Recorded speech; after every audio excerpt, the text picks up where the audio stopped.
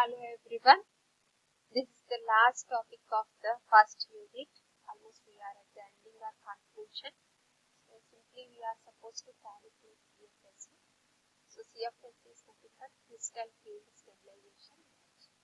So the basic definition, the crystal field stabilization energy, C.F.S.E is defined as the energy of the electron configuration in the ligand field minus the energy of the electronic configuration in the isotropic field. So C.F.S.E is nothing but a change in difference in energy, where the difference lies in between that of ligand field and the isotropic field. So in order to support this, let us take an example. If you feel little bit complicated to find all these things, I will tell you simple steps also, don't worry. So for example, let us take D7 for a high spin complex for an octahedron, right? So this is very important because the splitting is going to vary for tetrahedron, square planar and also for octahedral complexes. So the question itself, it must be very clear whether we are calculating for octahedral, tetrahedral or square planar. Simply you can say for which type of complex we are supposed to calculate the C.F.S.E. Correct? So this is how D7, overall 7 electrons are there in the d orbit, right? So because it is high spin, unless, see, 1 each, initially it will be filled, let in T to Z, then again 1 each in Z, then again it comes down. It means pairing takes place unless all the electrons both in T to Z and EZ get occupied with a single electron each. Initially 3 here, 2, 5. Again 2 more electrons are there. Then again 2 more, they will get occupied here. So overall in T to Z we have 5 electrons, in EZ we have 2 electrons. Right?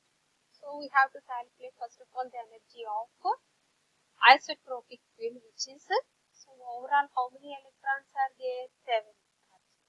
Correct? So 7 into 0, that is of course we get octahedron plus 2 protons. So 2p, which is equal to, simply 7 into 0 means it will become 0, overall it becomes 2.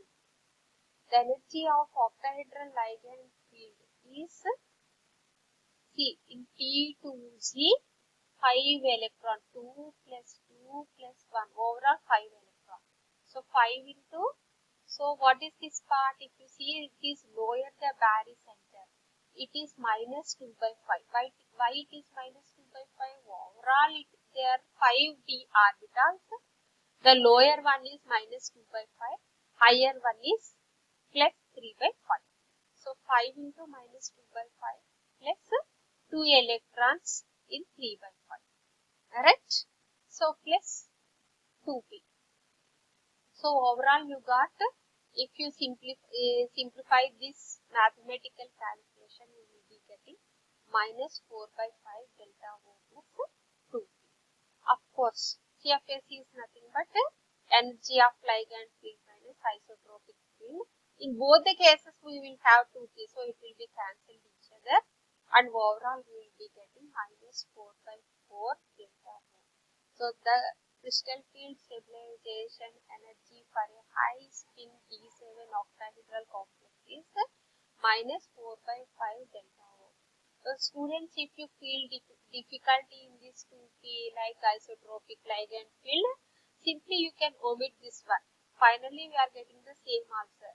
You calculate 5 into minus 2 by 5 plus 2 into plus 3 by 5. Overall, you are getting the answer. Right? So, for the same D7 complex, if you take low spin. So, in case of low spin, unless all the electrons get occupied in the T to Z, then only if there is any electron left over, it will occupy to the EZ level. So, overall 6 electrons, 6 into minus 2 by 5 plus 1 into 3 by 5. So, overall we are getting minus 9 by 5 delta. Right? So, even though if you mention this plus p or 2p, 3p, whatever it may be, you can omit. this is enough for your space, minus 9.5 delta 4. So the overall scenario starting from D0 to D10, whether if it is for high spin or low spin, what is the energy? What is the ligand field energy? Nothing but simply you can say the crystal field stabilization energy. We are going to look at or have a glance over it by looking at this table, right? So students, if you see till D3, it makes no difference because unless single electron occupies each. Whereas from D4, in case of high spin, 3 remains in the lower one goes to the higher. Whereas in case of low spin, unless all the electrons get occupied or they get parallel and anti-parallel, they get paired up, then only the leftover goes to the higher one. So here it makes the difference, right? So 3 into minus 2 by 5 plus 1 into plus 3 by 5. We are getting minus 3 by 5. O is for octahedral, right?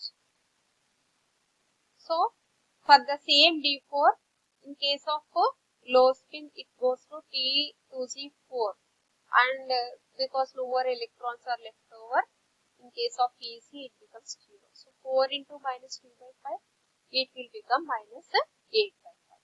So like this. Again, from D4 to D7 only, we are going to see the variation.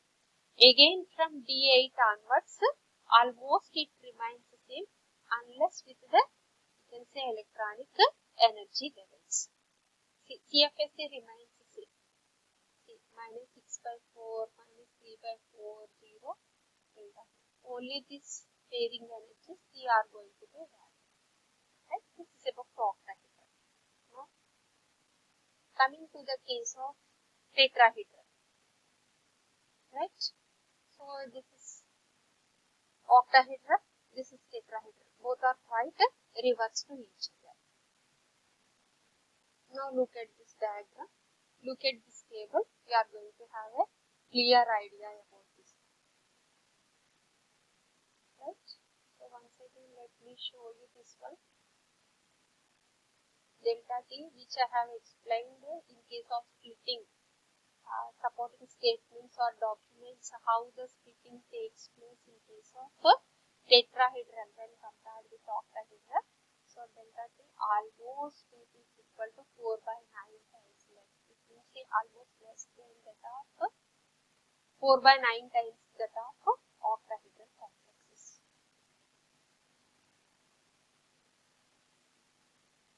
Right?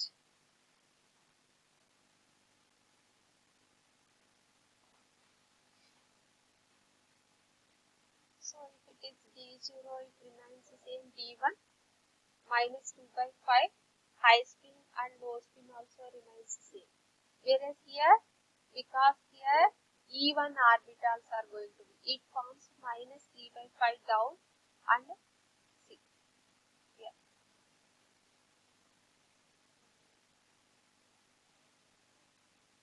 Here see, it is minus 3 by 5 and it is plus 2 by 5. So only one orbital it forms minus 3 by 5. So like this, we can calculate starting from D0 to D10, whether it is for octahedral or tetrahedral, and also you can show the variation for high spin as well as low spin complexes. Right? So see, if it is for D6, how such a drastic change is there. Right? This is minus 12 by 5 delta octahedral.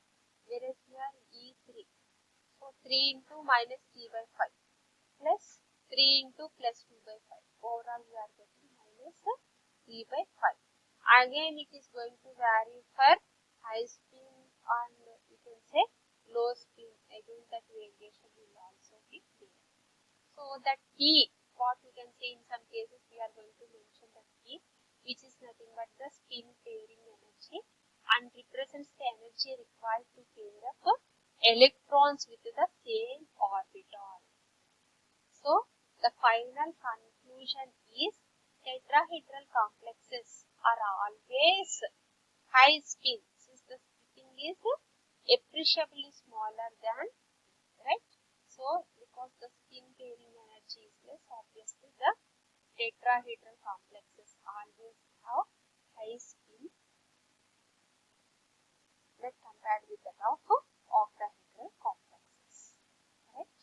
So, this is the one tetrahedral which is equal to 4 by 9 times that of octahedral. That is the relation between tetrahedral and octahedral complexes. So, like this, for any type, whether you have, first of all, you have to choose which type of complex it is, octahedral or tetrahedral. The second point is whether it is high spin or low spin. Third one, based upon the splitting, based upon this splitting diagrams. Right? So, if it is octahedral, this is the case. Tetrahedral, this is the case. Here it forms minus 3 by 5 plus 2 by 5. Right here, minus 2 by 5 plus 3 by 5. So, this is the variation based upon this, depending upon the number of electrons occupancy in T2 and Vc. Simply you can calculate the C.F.S.E. Thank you all.